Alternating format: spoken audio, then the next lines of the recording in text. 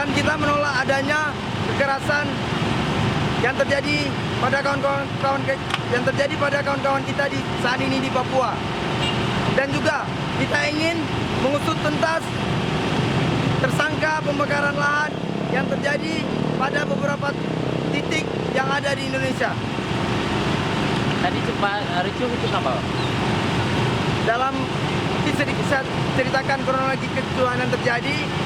Kawan-kawan mahasiswa ingin memasuki areal gedung DPR, sedangkan water cannon dari belakang itu sudah menembakkan kawan-kawan mahasiswa secara tiba-tiba.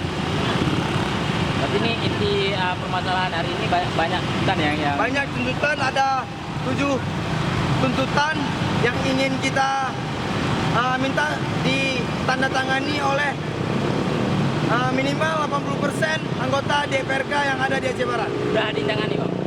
Belum.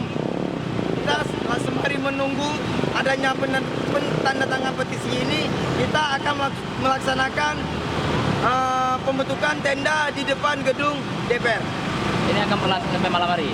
Sampai adanya penandatanganan petisi yang kita berikan.